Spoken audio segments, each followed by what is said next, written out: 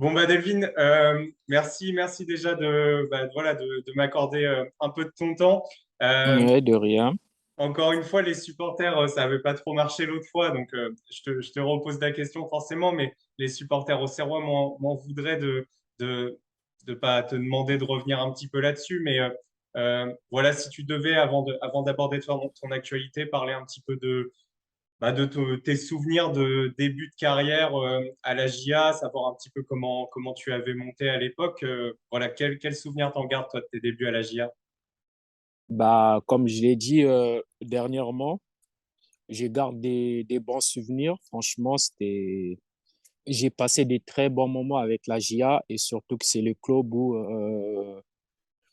où j'ai explosé en France. C'est le club qui m'a fait connaître au niveau, je peux dire, international. Bah, en France et un peu en Europe. C'est grâce à la GIA. Donc, je garde des bons souvenirs. Il y a mon premier match en Ligue 1, l'année où on finit troisième en championnat, la Ligue des Champions, et voilà, que de beaux souvenirs, que de beaux souvenirs. Et bon, je peux dire que la seule déception, c'était la descente en Ligue 2 en 2012, 2012, si je ouais. me trompe pas. Oui, oui, c'est juste ça. Après, le reste, c'était que de bons moments, que de bons moments passés avec un bon staff, un club familial, voilà, j'ai rencontré des bonnes personnes, une ville que je me suis attaché, où j'ai eu mes deux enfants. Donc, voilà, que de beaux souvenirs avec la GIA. Ok. Et est-ce que notamment de la saison où vous terminez troisième, est-ce qu'il y a un joueur qui, selon toi, sortait vraiment du lot et qui t'a marqué, ou c'était plus un collectif, ou alors un peu des deux, c'était un collectif, mais il y a un joueur qui sortait quand même? Ou je préfère dire un collectif parce que, bon, à la GIA, il n'y avait pas des grands noms comme on pouvait voir à Lyon, à Marseille, un peu partout. Bon, à part Benoît Pedretti à l'époque, qui avait fait une bonne carrière et international français à l'époque. Donc, le reste, c'était des bons joueurs. Moi, je pense que c'était plus le collectif et la chance qu'on avait. On avait un coach qui était là, qui lâchait rien et qui était sérieux dans son travail. Et je pense que l'ensemble de tout, avec des bons jeunes qui montaient, bah, nous, à l'époque, on avait fait la finale de la Gambardella en 2007. Donc, cette génération aussi, quelques jeunes qui étaient avec le groupe pro. Donc, tout ce mélange, je pense que ça avait formé un bon collectif à l'époque. Moi, je peux dire que c'était plus le collectif qui m'avait plus marqué. Ouais. D'accord, ok. Ouais. Et donc toi, par la suite, après, tu vas partir à Monaco, tu vas connaître l'Olympiakos, Lokomotiv Moscou, la Turquie, la Grèce. Et puis après une période un petit peu plus compliquée, justement, qui t'amène vers l'actualité que tu as en ce moment, est-ce qu'il y a un moment où tu t'es dit, oh mince, ça commence à devenir plus compliqué pour moi avant la période que tu connais là, justement? Avant, non, je peux dire non. Quand je suis parti à Monaco, bon, ce qui est vrai, c'est qu'à Monaco, quand je suis parti, j'étais pas trop, c'était pas trop mon souhait à l'époque. Mais bon, comme on sait tout ce qui s'est passé avec le club et tout, donc il fallait entre guillemets sauver un peu le club à l'époque. Donc voilà, ils étaient obligés de me vendre à Monaco. Mais après, arrivé à Monaco, ça s'est super bien passé. Et on remonte en Ligue 1 directement l'année d'après. Donc c'était une bonne chose. Après, je peux dire que pendant toutes ces périodes-là, à aucun moment, j'ai commencé à sentir que ça n'allait pas bien pour moi. À part quand j'ai fini ma dernière saison en Turquie avec Sivas, j'ai fini mon contrat. Bon, j'ai eu un petit souci avec le club au niveau de paiement. Donc, je m'étais dit, bah, le mieux, c'est de trouver un truc en France et surtout retrouver ma famille parce que ça faisait un moment, ça faisait au moins 7 ou 8 ans que j'étais à l'étranger. Ma famille, elle était en France, donc ça devenait un peu compliqué pour moi. Mm. Donc, après la fin de mon contrat à Sivas, je pense que c'est là où ça commençait un peu à sentir pas bon pour moi. Mais sinon, avant, je pense que tout se passait super Mais bien. du Oui. coup, justement, l'année dernière, tu étais revenu à Auxerre, bah, justement pour enfin, être avec ta famille, mais aussi reprendre l'entraînement avec la GIA, ton club formateur. Bah, si tu devais nous raconter un petit peu cette période-là où justement tu étais dans le groupe à l'entraînement sans évoluer avec l'équipe première, voilà, quel accord, entre guillemets, avait été fait? Comment ça s'est passé pour toi l'an dernier?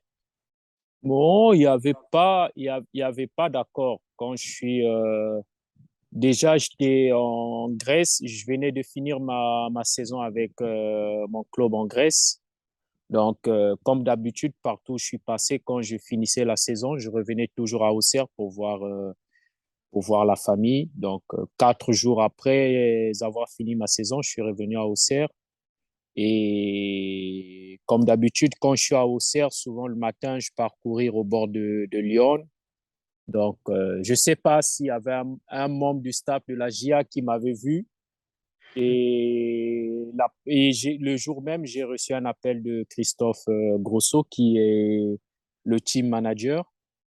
Donc, il m'a appelé pour me demander si je pouvais venir m'entraîner avec la GIA et tout. J'ai dit, bah, écoute, Chris, je viens de finir la saison, ça fait même pas 5 jours. Donc, oui, ça me dérange pas, mais sauf qu'il faut que je récupère quand même. Parce que le championnat français, ça faisait 3 semaines et c'était terminé. Et moi, ça fait juste 4 jours parce que j'avais joué les barrages à l'époque pour rester en première division grecque.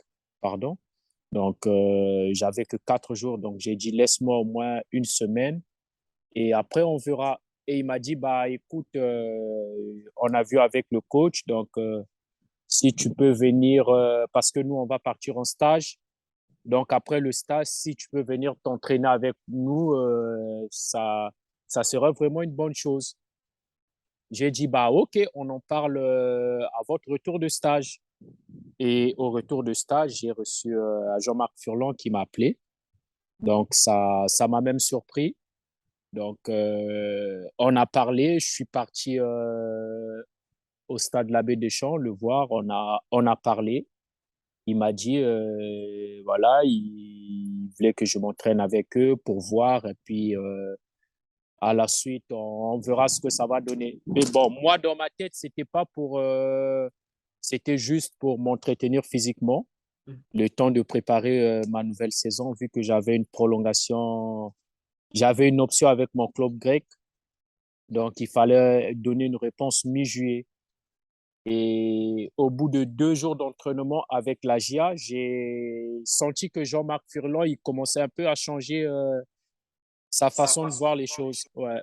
Donc, je ne sais pas ce qu'il a vu par rapport à mon niveau et tout.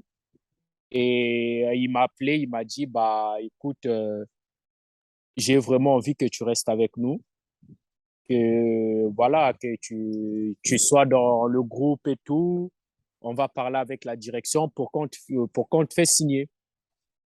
Quand j'ai appris ça, j'ai dit, bah, écoute, on verra, on verra. Mais moi, dans ma tête, c'était une bonne chose parce que je me suis dit, il y a la famille qui est sur place, pour moi, ça serait vraiment une bonne chose voilà, de revenir à Auxerre et jouer pour la GIA. Et avec le temps, bah, ça s'est pas fait pour les raisons que j'ignore jusqu'à aujourd'hui.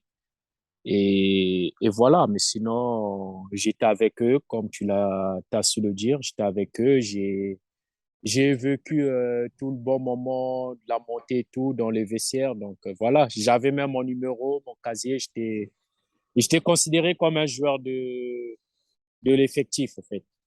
Ok. Et Ouais. comment justement tu vis l'an dernier le fait bah, d'être forcément super content de revoir ton club formateur qui va retrouver la Ligue 1, d'être en plus au cœur des vestiaires, donc Mm. de vivre ça avec les gars, mais à la fois à la fois de pas participer pleinement au truc. Je suppose que ça doit être assez contrasté comme sentiment, non?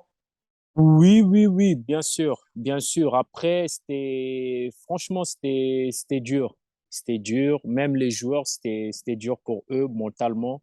Parce que moi, surtout pendant les barrages, cette situation, je l'avais vécue en Grèce avec mon club. Hmm, Sauf qu'avec mon club, on était à la position de Saint-Étienne, en fait. On jouait d'accord. l'équipe de deuxième division, donc c'était pas facile. Franchement, depuis que je joue au foot, je pense que c'est la situation la plus compliquée que j'ai vécue dans le foot. Vivre un barrage Ligue 1, Ligue 2, c'est vraiment dur mentalement. Donc, je voyais avec les joueurs dans les vestiaires, je voyais que c'était pas facile aussi pour eux. Il y avait beaucoup de questions, il y avait un peu de stress, il y avait tout. Et moi aussi, dans mon cas, j'étais un peu contrasté parce que, bon, je m'entraînais avec eux toute la semaine et le week-end, ils partaient au match. Moi, je restais à la maison, soit je m'entraînais tout seul. Donc, c'était pas facile. C'était pas facile, mais bon, après, voilà, je suis là, je me suis accroché, j'ai pas abandonné. Donc, voilà. Hmm. Mais en tout cas, c'était pas facile, c'était difficile à vivre quand même. Ok.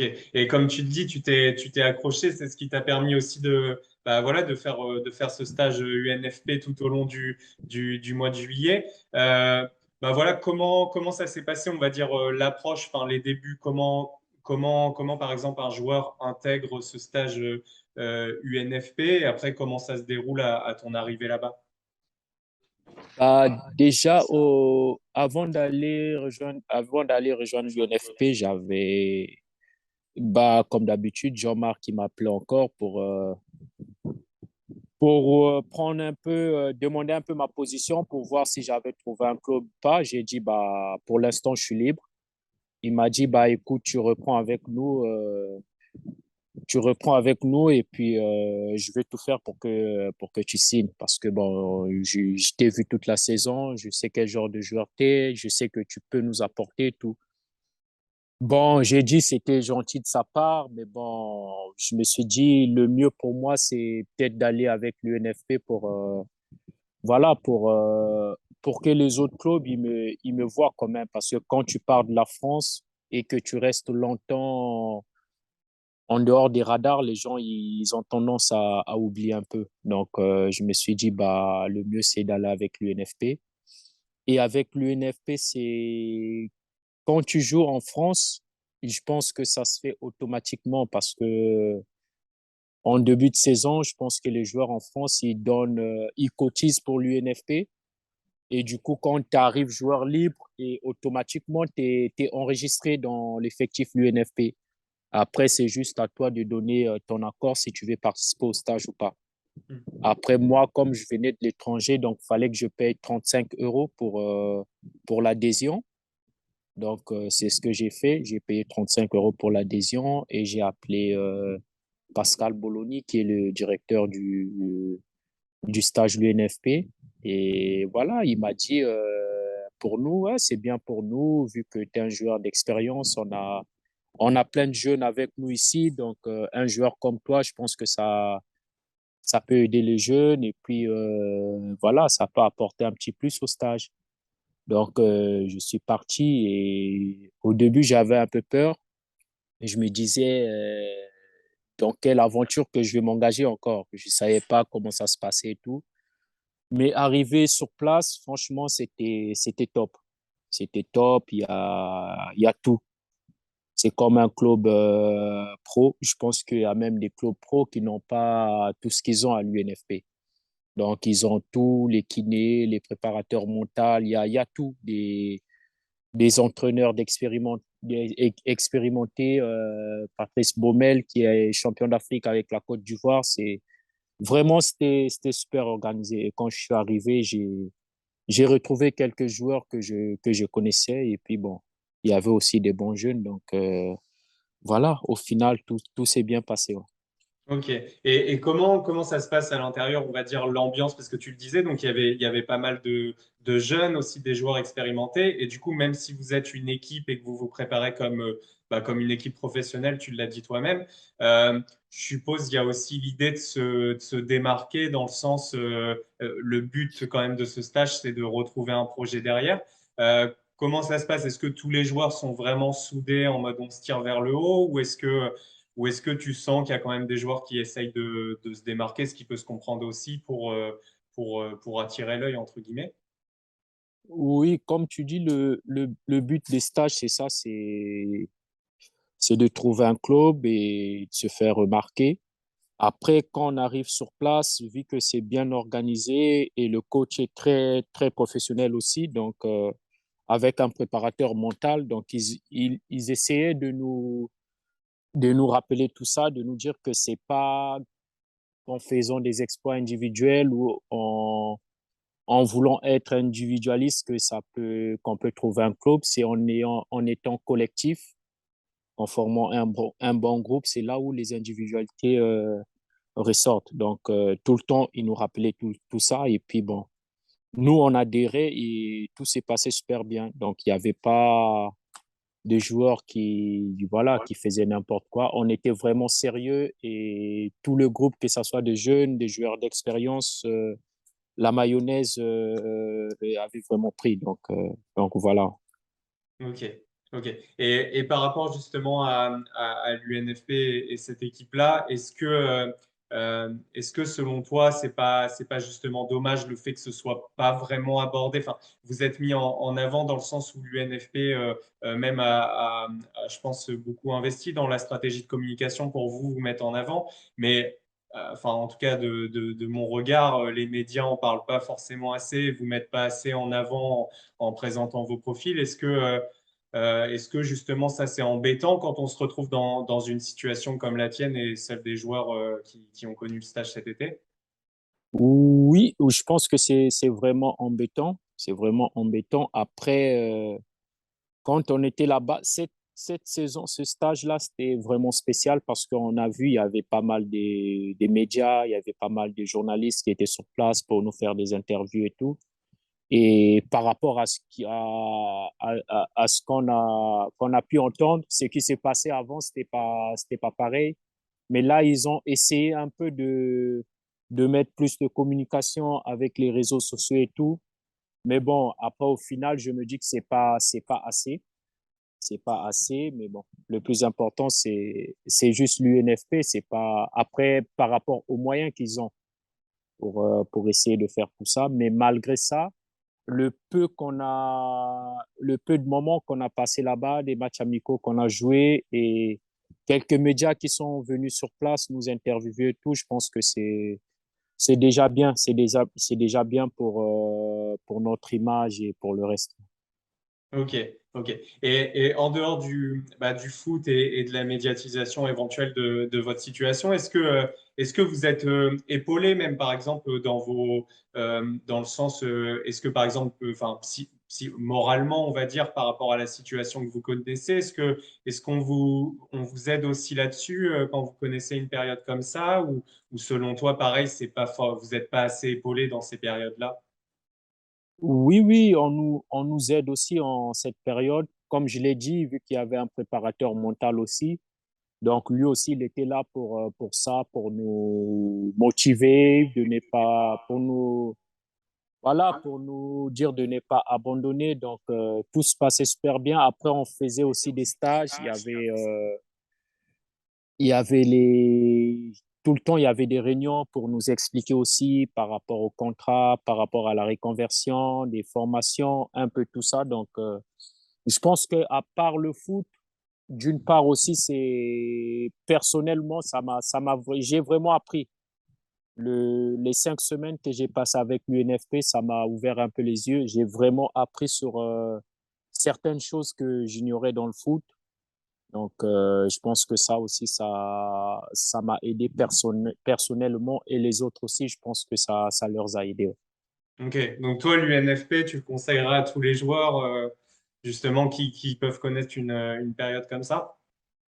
Oui, oui, oui, je conseillerais à beaucoup de joueurs parce que je sais qu'il y a beaucoup qui hésitent quand même. Comme moi aussi, au départ, je voulais pas y aller, j'ai hésité un peu, mais je pense que c'est une bonne chose. C'est une bonne chose parce que ça nous met en valeur, ça nous met en lumière et puis surtout, ça nous ouvre un peu, ça nous fait connaître beaucoup de choses qu'on ignore dans le foot par rapport au contrat, par rapport, à l'image du joueur, par rapport à la formation, à l'après-carrière. Il y a plein de choses qu'on ignore et je pense qu'en participant à ce genre de stage, ça nous ouvre un peu les yeux. Ok. Et justement, après, quand vous finissez le stage UNFP, bah, comme ça a été ton cas, toi, je crois que tu m'avais dit que c'était le 28 juillet la dernière fois. Bah, voilà, qu'est-ce qui se passe après? Comment toi, par exemple, tu te débrouilles une fois que le stage UNFP il est terminé le 28 juillet? Est-ce que vous êtes entre guillemets laissé à l'abandon ou est-ce, est-ce que tu as une aide quelque part quand même? Comment ça se passe? Bah, ça, c'est, ça, c'est le moment le plus dur. Du Hmm. coup, avant d'aller à l'UNFP, on hésite quand même, mais quand on est sur place, après le dernier jour où il faut se séparer et tout, c'est vraiment compliqué. C'est vraiment très dur, surtout, quand tu sais que tu dois rentrer chez toi, tu dois devoir t'entraîner tout seul, soit avec un préparateur physique. Si tu as la chance de t'entraîner avec un club, pourquoi pas, mais quand tu es seul, c'est vraiment difficile. C'est là où tu repenses à l'UNFP, tu te dis que voilà, on était bien, on s'entraînait, il y avait un groupe, tout se passait bien, mais bon, bref, donc voilà. Mais après, pour le reste, il y a toujours un suivi par rapport à l'UNFP. Il y a des aides aussi qui sont mises en place pour les joueurs qui trouvent des clubs, surtout en France. Des aides par rapport au club, par rapport aux charges des clubs, pour plus favoriser la signature des joueurs par rapport au contrat. Par exemple, si moi je trouve un club en Ligue 1, j'ai par exemple l'aide de 10 000 € par rapport aux charges du club. Donc, ça avantage le club par rapport aux charges. Donc, voilà, il y a tout ça qui sont mis en place. Il y a aussi des suivis et l'UNFP continue de contacter les clubs pour nous, continue de parler pour nous et puis voilà, et puis on attend ce que ça va donner. Mais sinon, il y a toujours une aide derrière il y a toujours une continuité, même à la fin du Ok. stage, il y a toujours une continuité de la part de l'UNFP qui est là.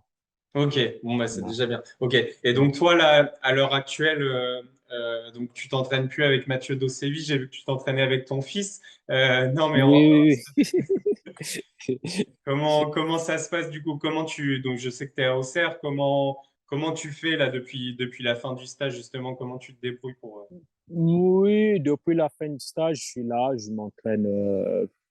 m'entraîne tout seul et puis je fais ma petite préparation vu que j'ai pas mal d'expérience, donc je me suis dit, ça servait à rien de prendre un préparateur physique vu que je connais un peu ce qu'il faut faire et je sais ce que mon corps il veut. Donc, je fais ma petite préparation le matin, une bonne préparation physique et puis l'après-midi, je pars faire un peu, jouer un peu au ballon avec mon petit vu il a 11 ans. Donc, on s'entraîne un peu tous les deux. Donc, voilà, je pense que c'est plus important. Après, il y a les enfants qui sont là. Moralement, ça fait du bien quand ils sont à côté de moi. Et puis voilà. Ça me permet un peu d'éviter, tu vois, de ne pas penser à certaines choses aussi. Hmm. Ok. Donc, voilà, voilà. Ok. Et Donc, ça. pour finir, est-ce que toi, à l'heure actuelle, est-ce que tu as, des contacts avec les clubs? Enfin, est-ce que tu sens que ça bouge quand même autour de toi ou comment ça se passe à ce niveau-là? Oui, je sens que ça bouge quand même. Et les contacts, oui, il y en a. Mais après, vu qu'on est libre, je peux dire qu'on n'est pas les premiers choix. Les clubs, ils ont leur premier choix. Après, si ça marche pas, peut-être nous, on est entre guillemets les deuxièmes choix. Donc, on attend. Et surtout là, il y a les championnats qui ont repris. Donc, ça permet aussi aux clubs de voir où ils en sont par rapport à leur effectif. S'il faut faire des retours s'il faut rajouter quelques joueurs. Donc, on est là, on attend, on reste patient. On sait que quand on est libre, surtout moi, j'ai l'expérience de ça. J'ai déjà vécu ça. Je sais que quand on est libre, c'est plus vers la fin du mercato que ça se débloque la plupart du temps. Donc, on attend, on attend. Ok, bon bah j'espère pour toi en tout cas. Est-ce que tu as un projet idéal justement pour enfin toi tu par exemple est-ce que tu cherches vraiment en Ligue 1 ou Ligue 2 ou est-ce que même je sais pas un club de national qui aura un bon projet ça t'intéresse ou tu privilégies vraiment Ligue 1 Ligue 2? Moi, j'ai pas trop de privilèges. Moi, c'est la priorité, c'est plus rester en France par rapport à la famille. Après, un club de Ligue 2, ça m'intéresserait. S'il y a un club de Ligue 1, pourquoi pas, vu j'ai encore du gaz et il y a encore quelque chose à prouver, même si certains pensent que c'est par rapport à l'âge que ça va plus le faire et tout, mais bon, je pense qu'ils se trompent. Donc voilà. Après, national, un bon club, un bon projet, pourquoi pas. Mais c'est plus Ligue 1, Ligue 2 et puis voilà. Ok, Mais bon, la priorité, ça reste la France. Trouver un club en France, ça serait l'idéal pour moi par rapport à ma stabilité familiale. ok, ouais parce que c'est important pour toi aussi de au-delà de retrouver un club de garder ta stabilité familiale et de profiter de ta famille. Oui, oui, oui. Le plus important, c'est ça. Parce que s'il n'y avait pas ça, je pense que même la saison passée, où il y a 2 ans, j'allais retourner à l'étranger parce qu'à l'étranger, j'ai pas mal de contacts, j'ai pas mal de clubs, mais bon, j'hésite. J'hésite encore parce que je me dis, je pense que ça va faire un coup par rapport à mes petits, surtout le premier qui passe en sixième. Donc, je pense que le plus important, c'est d'être avec eux comme ça faisait 8 ans que j'étais à l'étranger, ils étaient seuls. Donc, je pense que le moment est venu pour moi de rester avec la famille et puis on verra. Après, bon, si en France, il y a rien, bah, j'aurai pas le choix de retourner à l'étranger. Mais pour l'instant, c'est plus la France. Ok, ok, bon, bah, très bien, David. Bon, en tout cas, merci beaucoup. Et OK. puis, encore une fois, je te souhaite de trouver un projet vraiment et voilà, de t'épanouir dans un nouveau club. Merci, merci à toi, merci Arthur, merci.